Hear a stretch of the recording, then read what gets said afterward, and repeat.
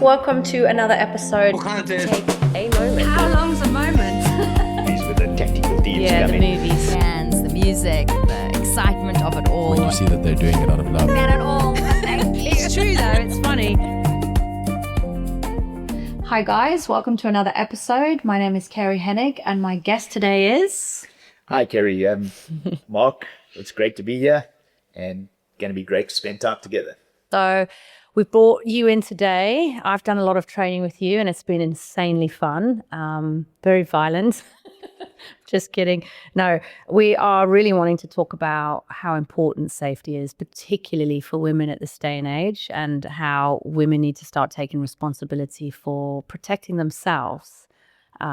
Things in the world are really getting out of hand and potentially have always been, but now as a form of empowerment, particularly women after domestic violence or assaults and unfortunate events, taking your power back and really rebuilding, I think, aside from just the psychological, learning boundaries and processing trauma, really important to actually feel safe and that you can actually kick some ass if you need to. So, yeah. I think you brought up one of the most important things right at the beginning is establishing boundaries.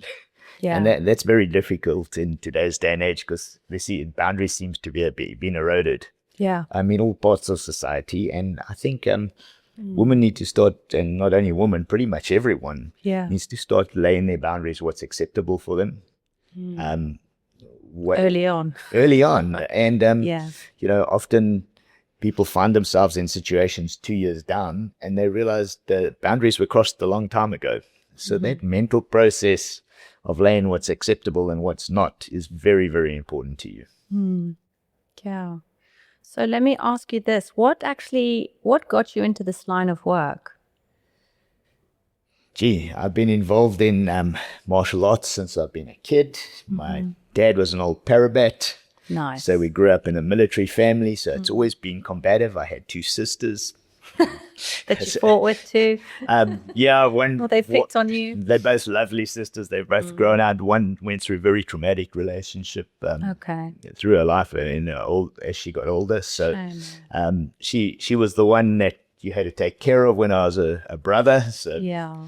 and the other one was very organized. So two totally opposite spectrums, but they both turned out very well in the end and very successful And safe. and because of the martial arts, I've been involved in it for a long time. And it started drifting. Everyone thinks of it as fighting.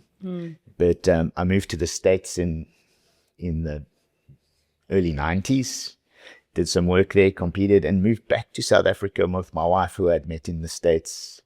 Okay. And she had competed professionally in the martial arts world. Oh, wow. We got back, we both went into the corporate industry. But we always had this passion for safety, maybe because of the martial arts and all other sorts of stuff. We enjoy firearms, both of us. But we realized there was a disconnect. Working with Microsoft, my wife was working with Microsoft. I was working in the medical industry. And it was very difficult to teach someone how do you block and kick, because that's the last thing you're going to be doing. And if I could give you 6 months training, and then I get a guy that's done MMA and he's on steroids and that training goes to pieces. Yeah. So there was a big gap that we needed to fill on the way people think about their safety. And that actually, my wife said, we've got to change the way people think about safety first. And the physical side of it, very important, but probably lost. Yeah. So she started an organization with you, what was that one called? That was personal safety. Personal safety. Yeah. Okay. And the word personal safety at that stage actually was kind of like personal safety equipment. Okay. It wasn't Like used gloves and a hard hat. Yeah, it's gloves and a hard hat and those sort of things. And on a building site. yeah, and she said, no, we have to change the term self-defense, which is a part of personal safety. So the overbearing term is personal safety. So that's very common today. Everyone's talking about how do you take care of this personal safety in a safety point of view, from preventing crime, personal safety, dealing with bad guys, if you want to put it that way, bad people. Yeah. So, do you think that, like, culturally, I obviously was born here in South Africa and then went to other countries. And I think that we are ingrained with a form of safety. I think South Africans, I know that when I lived in America, anyone who's South African, they're like, we'll hire you for the police department because you guys need a lot less training. So they're very switched on as a South African. How do you think culturally people in this country, I see people I think are not really watching their surroundings a lot of time. It's something I take quite seriously, is my personal safety all the time, every day. It's in the back of my mind, unfortunately. But do you think culturally, because you've worked all over the world, Yes. do you think we're quite switched on here? I think we. So the word "switched on" is maybe not right, but "conditioned" is maybe a different term. So what would give someone, I found, travel around the world, someone in Europe, if they saw a traumatic event, they would consider a traumatic event, we'd consider just another day. Exactly. I know. So what we would That's need, very prevalent. what we need counselling for is a lot further down the road. We've kind of realized what violence is part of life in a way. So you think we're a bit disassociated because we've witnessed a lot of things and experienced a lot? I think we're conditioned to deal with what our baseline is. Yes. And so it's a lot harder to cross that baseline for a lot of people before they consider it traumatic. Yes. And I think places that have sheltered that old saying, good times make soft men, and soft men make hard times because their boundaries get eroded. So I think we're a little bit rougher on that side and a little more resilient. Yes, resilience. I think South Africans are very resilient. I think we've gone through a lot here. Yeah. Very resilient, especially when traveling.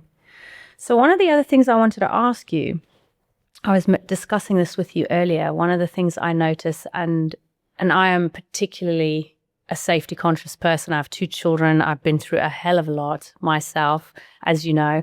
And so I'm always, my real dad was a cop. So I've got this like mindset, but particularly as a parent now. So when I'm out in the street, I'm always very frustrated, particularly with women at night, seeing them walking around the area where we live, which isn't particularly safe, looking at phones and like stumbling up curbs. And what are some of the really good safety things, if you could name several or 3 even, that we could start putting out to the public so people could start being a bit more aware about their surroundings and be safer? I think there's 2 ways of looking at it. We can share tips and tricks, like obviously stay off your phone. Yeah. Do a bit of forward planning, those sort of things. Know where you're going, have your keys in your hand. So those tips, they're very common, and those are shared on the internet. 5 things to keep yourself safe. Like sit in your car, lock your car as soon as you get in. Lock your car. And those are little processes and habits that need to go. But if we want to talk about awareness, we can look at it as how we think about awareness and actually create a baseline and create, let's not call it habits, let's call it rituals. Like a safety plan. Something that has meaning. So how do you be aware? And I think you want to set a baseline. And there's a few questions we can ask ourselves. And one of them that I ask myself is, where am I? Yeah. So we sit in an interview room here. I don't expect someone to come in the door. But you're ready if they do. But we're always ready for what they do. We're ready, dude. Got a blade on us. We got everything's locked and loaded. But so asking myself where I am is very, very important. So am I picking the kids up at school? Am I at a shopping mall? Am I in a tough area for business, an industrial area? Or maybe, we look at people that may have to do an installation crew that goes out into really tough areas, and they at risk, and people forget where they are. So you always ask yourself. I don't. Yeah. So that's interesting. It's very, very important. And it's a question we need to ask ourselves, where am I? And the next question I ask myself is, what am I doing here? Yeah. And then what are other people doing here? And this is where your awareness goes there. If you're not asking yourself, what am I doing here? What are other people doing here? It means you get sucked into your phone. Yeah, you're totally desensitized to vibe. you got to start saying, what is that guy over there doing there? Why is he standing at the corner? Why is he wearing a reflective vest?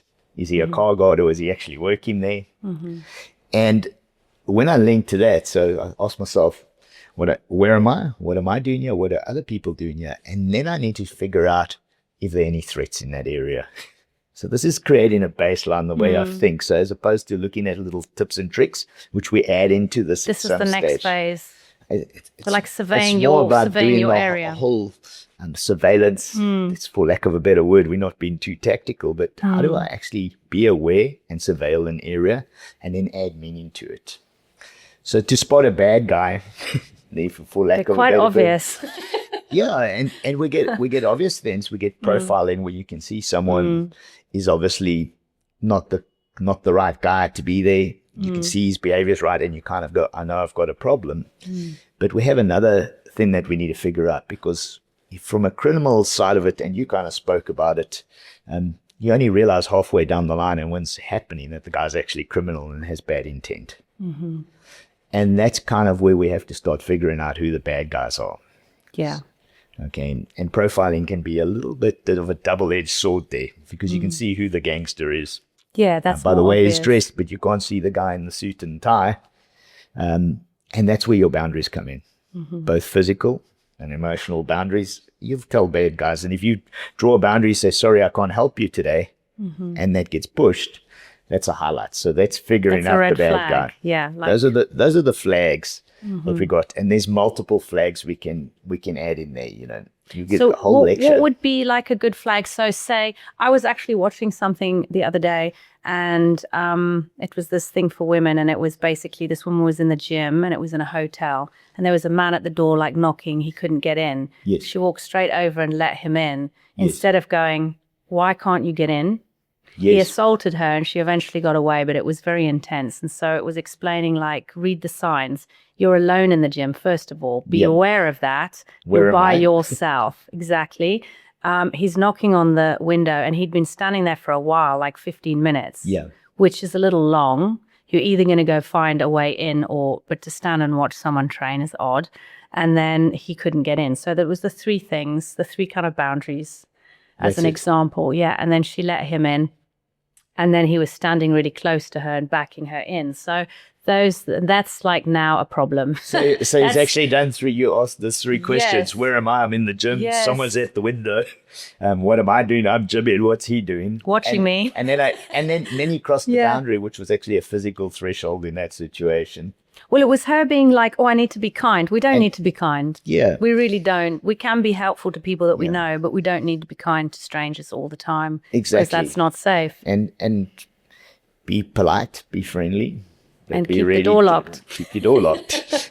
and Yeah. and then maybe the fourth thing, just to come back to that, is when you look at something, you actually need to add meaning to it. Okay.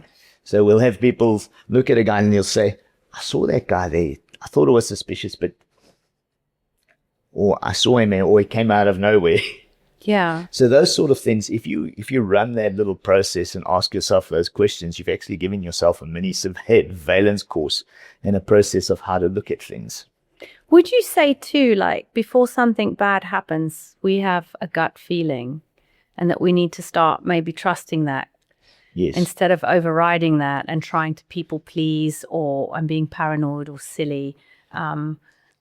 That gut senses, and for lack of a better word, some people call it spidey senses. Okay. Okay, that is normally you recognizing something and you're not sure what it is, but you So is know it your nervous system reacting? your nervous to system's something? going, something's not right. Okay. And there's lots of levels that we can discuss that on. Sure. Sometimes it's just feeling and an intention. Mm-hmm. Sometimes it's a physical action, but you don't know what it actually means. Okay. And my first word is trust your gut. Yeah. You say that a lot. Yeah, trust your gut. And if you take an action over there, rather be sorry afterwards. Yeah. And rather be a little bit rude, and let's not call it rude. Be polite, and if they cross the boundary, then be happy to be rude. Okay. Yeah. That's nice. So some of the other work, you've done a lot of work with empowering women. You've been amazing for me. I've had so much fun and I can't wait to do more. But you've also stepped into working with anti-poaching, which is a cool subject because, I mean, normal people hate poachers because it's such a horrific thing to do to animals. So you've been a big part of assisting in certain... It's amazing to be involved with that. I kind of sit on the periphery of a lot of things. Mm-hmm. So I'm not directly involved as an anti-poaching team, but we'll do the training for teams that do stock theft recovery or prevent that. Okay. The teams that are working in Cape Town. We do their rangers, the guys that you'll see walking around over there. They're not only worried about anti-rhino poaching, They're into they're worried about things. box stripping, little tortoises, okay. and we do a lot of their safety for them as far as bumping into a gangster while they're doing a patrol. Cape Town's a strange place. So if you're on the Sunflower Nature Reserve, you're not only worried about poachers, you're worried about general safety and crime linked in with that. Okay. So the anti-poaching side, very nice. We're working with some guys that are in the drone industry on that. But it's a periphery thing, which I'm always very excited, been involved in a long time. But I've never been the guy doing the full program, teaching the guy the survival courses and stuff. But we do come up with solutions over there. And it's amazing. It's exciting to make a difference there. I found out recently, which is something I didn't know, is that these anti-poachers, you just expect them to be some random, like not very well trained gang. That's my thinking in the past. And they're actually very specially trained special ops people who come in quickly and do this kind of stuff at times. I'm sure it's not all the time. And so, I mean, it's such a vast land. It's such an incredible task to have to be trying to protect all these animals in this massive area. And I mean, these guys are trained properly. They're mercenaries in a sense. They're not just... I think it needs to be run at all levels. We look at a lot of specialist teams, but we also get a lot of regular guys out there. That guy's walking around with a pepper gas and a baton. Shame. That's not cool. I wouldn't like to be in that position. He's not in an anti-rhino poaching thing, so he's maybe patrolling one of the nature reserves. So that guy with his pepper gas, his baton, and his walkie-talkie, walking two of them together, play a critical role. So I'm sure in comms as well, in communication, observation, and sometimes everyone likes to see the high-end side of it. So, yeah, but there's a lot of things leading to the top. Yeah, and keeping a guy like that safe, because he'll get mugged for his radio. Yeah. So keeping a guy like that safe they probably do as much work. Yeah. Or greater scale work than the specialist guys that we all see in the movies with the tactical deeds coming. coming. The movies. That's the one I'm talking about. Yeah. and you need those guys. That's critical. Yeah. But in South Africa particularly, we run under very strict laws and regulations. Yes, I think so. Compared to the States, I've also done my CLEAT training in America, which is what the police officers do there. And then also had concealed carried there and did training for that, and started as an immigrant there, which I'm not now. And then also doing it here. It's a vast difference. It's completely different. So we're very regulated, and the guys have to run through tick the box stuff, which in a way takes time, and in a way is a good thing. Well, you see who's serious and actually is going to learn to use the weapon properly. But we also have a lot of bureaucracy that can stifle things. So it's a double-edged sword there. From my point of view, sitting in a training capacity. Yeah. Cool. Well, also, so I think my final question that I really want to know is, like, you're super passionate about this and you're really, really good. We've all enjoyed working with you. What does your kind of future look like? What are your plans? Anything exciting coming up? Oh, massively exciting. I'm working on a lot of projects. So on the personal safety side of it, we spoke about the company a little more. I have a company called Personal Safety, but we run essential personal safety, which is for everyday people. Yes, so for civilians. For civilians, if you want to put it, corporates and individuals. And over there, we're running programs. Our essential personal safety program is how to change the way you think about your safety. And then we link some tools in there. We talk about decision making in there. So if you had to defend yourself today, a very important decision would be, well, what does your gut feel say? Well, I just like to hit him with a brick, or maybe I just like to run. Those aren't so easy to answer if you do what your moral and value belief systems are. It's me or you, my friend. Yeah. So there's bottom line. There's that, but we have to sit in a framework that we align with a mandate that's legal. Yes. Okay. So I may go, well, taxi drivers pushing in on the left lane. What would I like to morally do? I won't discuss or explain what I'd like to do for a taxi driver that this morning I had a swerve and I'm like, yeah, for the 20 millionth time this summer. If I action what I feel I should action in that space, I would probably not have made the interview this morning. Maybe I'd be dealing with a court case. or something like that. So we have to learn to understand our moral and value belief systems, and then align them with Legal.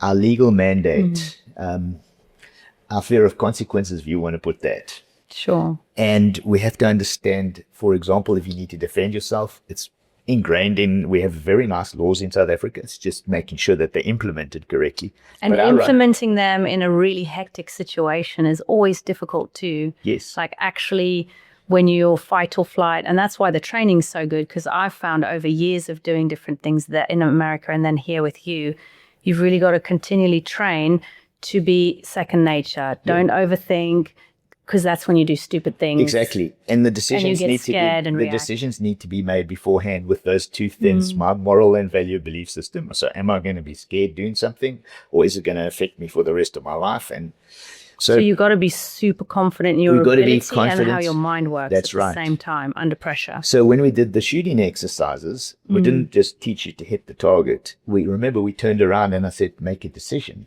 Yeah. Shoot or no shoot. And the one, does this really meet the requirements for self-defense? So we spoke about that. Is there a real threat to human life? Is the person able to get there and actually physically deliver the threat?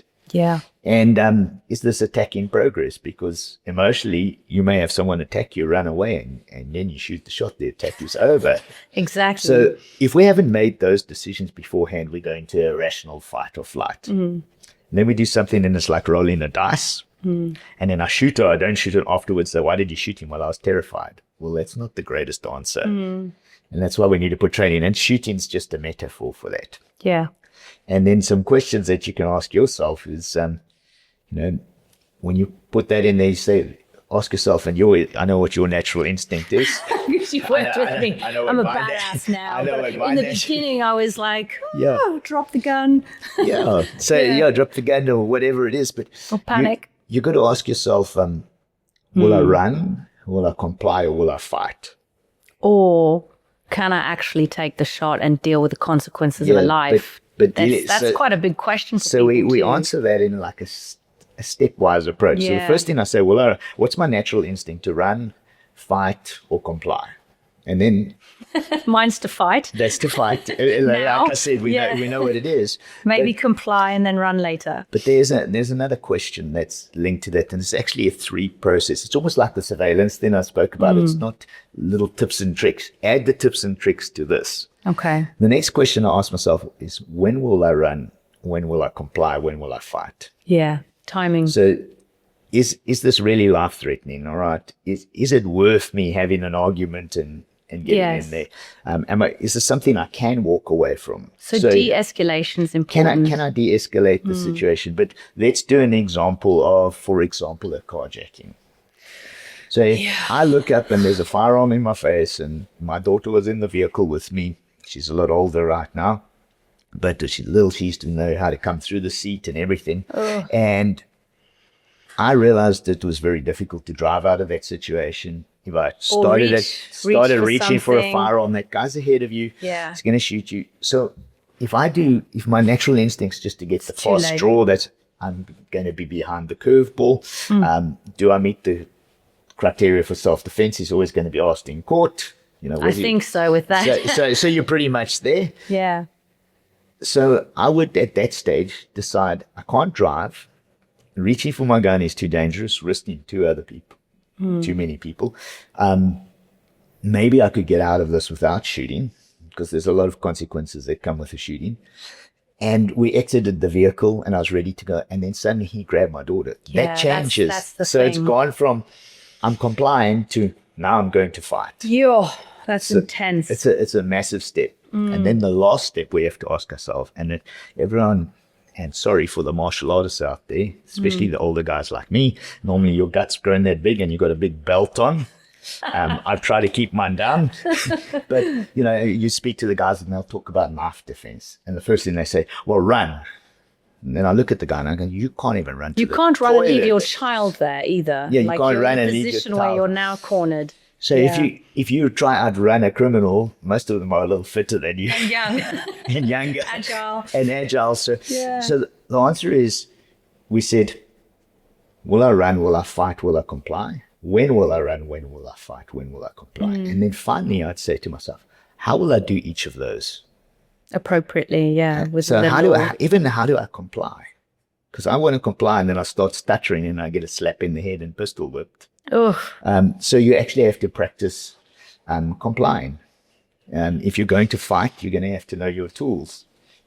So if you can answer those three questions, then you're on a good decision-making path for self-defense. And this applies to both emotional stuff yeah. as well as physical stuff. So now I met your daughter, and Yes. she's divine. So tell us, I'm sure everyone's wondering, how did that story end with the vehicle and the carjacking? And Well, that was a scenario. oh, okay. So, I was thinking that was true. I was like, no, God, what happened? I think it felt pretty real for her growing up because she was our experiment. Yeah, okay. So, my wife would have her in the back and say, all right, come through the center console. We got to get you out the car. And So you just would we rehearse ran the plans, scenarios, yeah. and we have to be very careful with kids. We always made that fun. Okay, so they're not You fearful. got to be very careful of creating trauma versus creating a positive thing. Sure. With kids. So we used to make that a game, even like on a home invasion, we'd like say, all right, where's the chocolate room? That's the safe. Under the bed. That's the safe room. Yeah. Especially with smaller kids. So you want to get that stuff trained and practiced. If you haven't done it, don't think talking about it's going to make it work Yeah. in the moment. You kind of have to step Practice. out of your comfort zone and say, where are we going? Where are we going to hide? All right. If I tell you hide, go to the chocolate, use an example, chocolate room, whatever you want to do. All right. Last one there gets nothing. The other one gets the chocolate. First one in gets all the chocolate. That's it. And lock the door so no one else can get it. That's it. And if you could start instilling those processes, so when something does happen, it's not a shock to them because you start thinking that they're going to do it. Because kids get shocked and then they'll run into the lounge where the person is or do things that are just, That's it. yeah. And as they get a really- little older, again, you don't want to traumatize them or make them paranoid. Sure. You want to start letting them think about, I need to do this to be safe. And that helps you establish boundaries. Sure. That's really important. Yeah, I don't know if people do that a lot, probably in this country more so. I know overseas most families don't, Yeah. but safety plans are really important. South agree. Africa's pretty strange. It's a double-edged sword. We have people that almost go overboard. Yeah. And then you get people that go, Too lax. there's almost a fatalistic approach. They'll hear their friend got carjacked and at X intersection. And the next day I said, well, what are you going to do? An anti-hijacking course? No. I don't have time for that. And, he was just unlucky.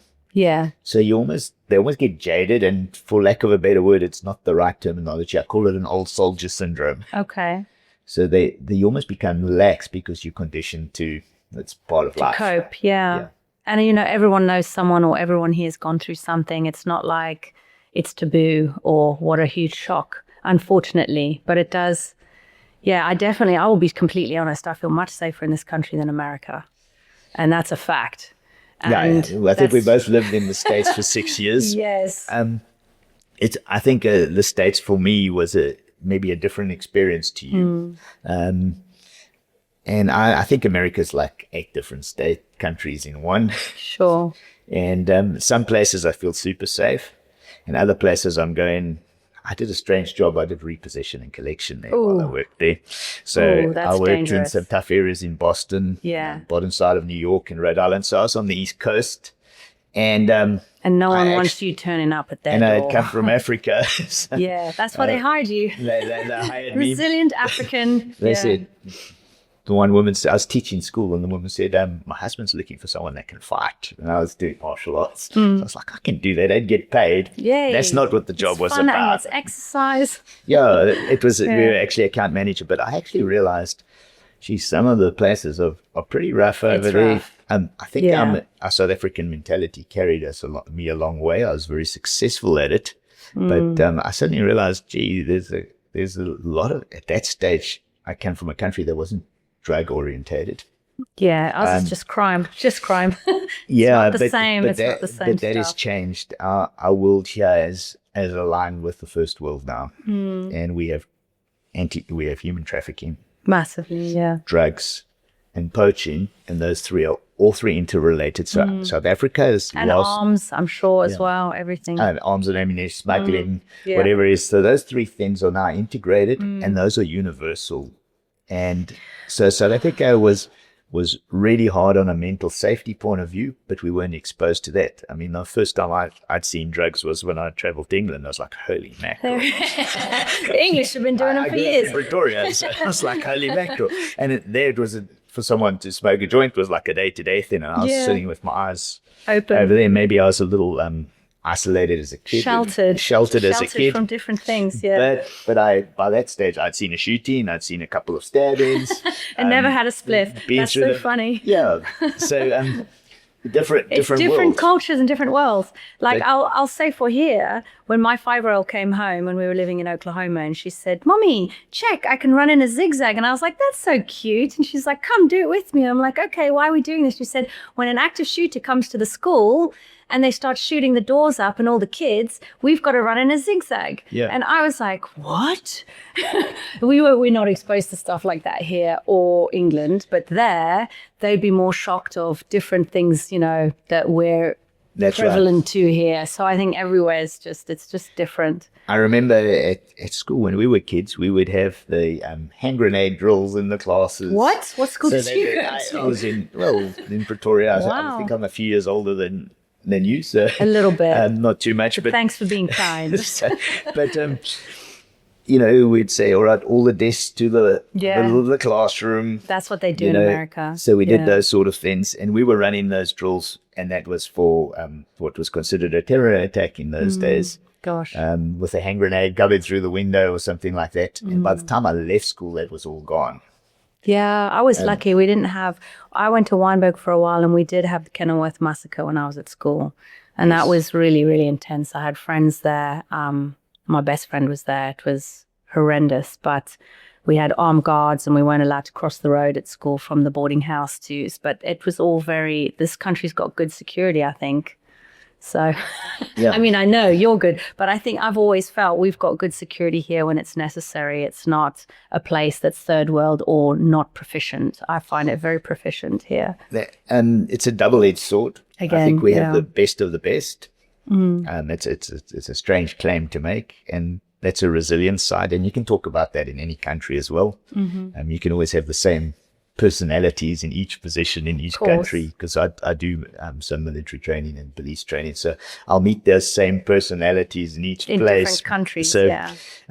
but we also have some of the worst, and then we have a political situation where they're trying to remove our right for self-defense and align with first world places like England And America. and America. They're trying that too. They're trying it over there. And the moment they remove our right for self-defense, we are not playing on the same playing field. And we're going to have to actively fight for our right to defend ourselves, to Which maintain is kind our of right what's to- happening in America now too. I think they're being pushed to the absolute limit there with all of that too. Yeah, I hope we don't get to that point here. That's for sure. Our gun lobbies are doing it, but the gun lobby is a metaphor for the rest of our self-defense. Of course. So Yeah. Well, hopefully peace will ensue and good things will come.